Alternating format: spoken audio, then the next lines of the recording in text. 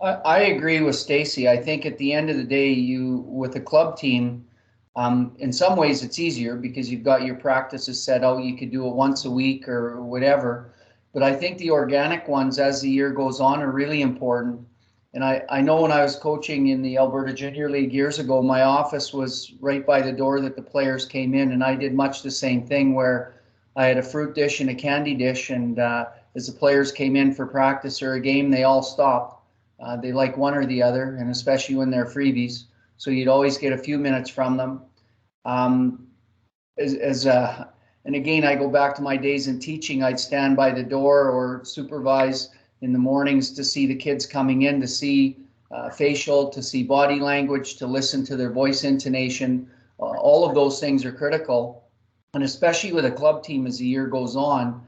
I think it's important that you get to know the players and they get to know you. And again, those three words that I used at the beginning, but the vulnerability piece always seems to come out of that one is allowing them over time to trust you and know that they can talk to you about different things. And sometimes the leadership group, they don't want to say things in front of each other because it might piss them off. So sometimes that one-on-one conversation can end up working out as well. The club team, you've got a whole year to play with it and to figure out who your leaders are and all of those sorts of things. So that's a huge difference between short-term and club team is time. You just don't have it with short-term. You've got to do everything and speed it up times 10. At a competition where you don't know the kids very well and you've got to get to know them as quick as you can and vice versa. Barry, your story of the candy and the being accessible and kids coming in reminded me of Peter Smith at McGill.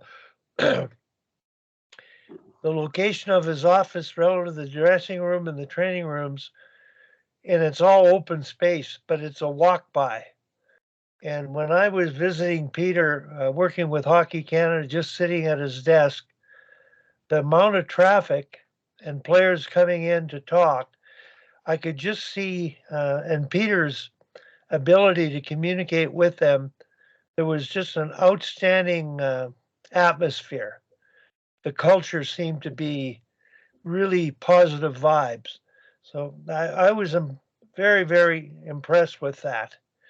So I'm curious with the people that are on. Hal, you've worked in female hockey. In your scenario, if you could describe it for Stacey's benefit, and Dominic, I'm going to talk to you later, get you to introduce yourself, and both of you would introduce yourself first, Hal, to Tracy, so she or to Stacy, so she can understand where you're coming from. You've obviously been there and done that on the guys' side, and you've recently been closely involved on the girls' side. So can you relate to that at all, please? Yeah, thank you. Hello, everybody. Hal Tearse. I'm in Minnesota, and I've been coaching for 5 decades at virtually every level from college all the way down to squirts. I refuse to go to mites, but the last couple of years I've been coaching high school girls as a JV coach, and then the year before as a U15 coach, which we have here. And that was a big change for me after 15 years of running a high school program, boys. So I made some mistakes real early in terms of how I communicated with them. And they were very clear with me that that wasn't going to work. And so what I decided to do was meet. I had my assistant coach, also a young man that played for me. We met with 3 of the girls individually on a up at the local pizza shop, and we had a schedule, and I had one of the moms set the schedule up so that wasn't so the girls that came to meet with us it wasn't in their tight circle of friends. And so we all got to know each other that way, and it made a huge difference. Took about a week to get it done because it was too much pizza for me. But all of a sudden, the communication, and I learned very quickly how to ask for permission to provide some coaching early on. And then once they realized that I was there for them, then they finally said, Coach, we're open to constructive criticism. All right, so I think we got this done. And it worked great. And I use, it was during the pandemic for the first team. And so we played in October. We did not play until January. So I did my own little mini Sharks. And I had with the team, I had Rob Stauber, who was coach of the gold medal Olympic women's team, come on. Katie Million, who's now running women's Olympic or national team programs for USA Hockey, had some other really fun people. So we did that once a week just to keep the kids engaged. I was sort of like a mini Wally, bringing in famous people to talk to the kids, and I thought that was great. My problem as a coach, when I've been coaching in high school and boys in the past, is I'm always sort of in and out of the locker room. And I think as Barry was saying, you've got to spend time with them, and you got to listen to the dialogue. You got to see what's going on, because kids create tribes in a locker room. And if you're not in there, it's hard. And with girls, we couldn't go in. So that was a harder thing for me, because of my habits, but we made do. Our teams here in Minnesota, I mean, they start in September and they're done in March, and then you get a different team the next year, basically. So you have to do the same thing. This year, I'm going to be taking on a JV boys program, and I don't know any of the kids. I only know the head coach. And so I'll report back how that all works. I also have been doing U17 in our high performance programs in Minnesota, but they use them for identification purposes for the next level. And winning is, in my opinion, is kind of, you want to win, you want to be successful, but the kids know it, they're trying to get noticed by somebody else to go on to the next level. And we literally, we go to a couple tryout sessions, no practice, and then we go to a festival and play. So it's the same challenge as to how we got to make these kids, help them and convince them that playing together is in their best interest, rather than to try to go coast to coast and make the big plays. And what I've learned about girls is they're far more supportive, and they're more willing to help each other than the boys are. And they come together as a team really quickly. So I'll let it all go at that and let somebody else chat. Okay, while you were talking, and Stacy, I'm just thinking the challenge, and Dominic, it's going to segue to you to introducing yourself. I've worked at the Olympic Oval with females. Tom's worked at State College in Calgary and Mount Royal College. We've all worked in female hockey, but I don't believe, in all my experience, I've created an atmosphere of trust that has positively impacted the culture. And I don't know if that's a male-female coaching thing, but I've always kept that distance, respectful distance. And there's that line.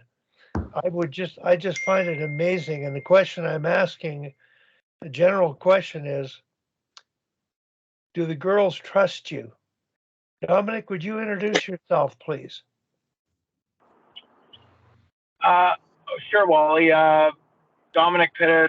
I'm currently hockey director at a private Catholic school in Northern California, Stockton, Northern California. My second year doing that, I I have a girls team, a girls high school team, and then I have a boys as well. Previous to that, I coached in the Calgary Flames organization for 8 years. 6 of those years was at the American League level as an assistant coach, and then I was 2 years with the Calgary Flames as kind of a skills coach. And prior to that, I was playing. So, Don, my question is, and I've got Jordan's name written down. You just completed a competition in Boston. Jordan joined you and provided a number of players so you could field 2 teams. And Jordan shared an email with me, and it appeared that the relationship you established, and it was evident in the email from the girl to you, appeared to be, she's very trustful of the environment you've created in that trip. And for us guys who coach females, I think it's really important that you can talk about that experience, Dominic, but generally related to your position in a prep school of creating a trusting atmosphere where they want to come back and play for you, as that girl did that went to Boston. So Dominic, go ahead. yeah, so we put together a couple teams. We went to the tournament in Boston, the Beantown Classic, and we had girls from so on. We had an older team, an 06, 07 team, birth year team, and we had girls from Jordan's program in Calgary, as well as some of the other girls that he had dealt with in the Alberta Development Program. And then we had some girls that were from Northern California that were in my program, and then we ended up having some girls from the state of New York as well. And I think we had one practice prior to the tournament, and prior to that, we just had a Zoom call, just trying to deal with the logistics and everything. And I think, Jordan had a big influence on this, is that, we started asking, obviously the girls, got through the, introducing themselves. But right away to the tournament, we started asking, post game as to, what they thought was a positive within the game, or someone else, and within the tournament. And the other thing, I guess, and again, short events, we made sure that everybody was spaced within the locker room. So we had name tags made for them, and then we just made sure that there were just the American contingency on one side, and then the Canadian on the other. And so, we started, after we lost the first game, it was a close game, it was 3-2. And we just went around the room and we just asked, hey, what's a positive thing that you can say about the game or someone else within the team? And right away, you could see the tendency for some of the girls to want to, bring maybe a negative up. And that there was like this hesitation as to, trying to, have something positive. And so, it went through, and, we kind of gave us some positive feedback as to what things we could improve on. And then, then the next game we'd won. And obviously when you win, there's a little more positive, interaction. And the other thing, so Jordan had brought another thing along. He had brought, chocolate bars from Canada. And so there's some that you can't buy down here. There was like some Smarties, a Score bar, and then a Wonder bar. And we had the players kind of give those out, like, as you can imagine, like the Smarties was for the smart play, a player who made a smart play during the game. The Score bar was for one of the nicest goals, and the Wonder bar was like someone who had a good game. And you could just see that, they were really kind of buying into the fact that they had, some ownership into, obviously, to express how they were feeling. And then obviously they were, giving their feedback to their teammates.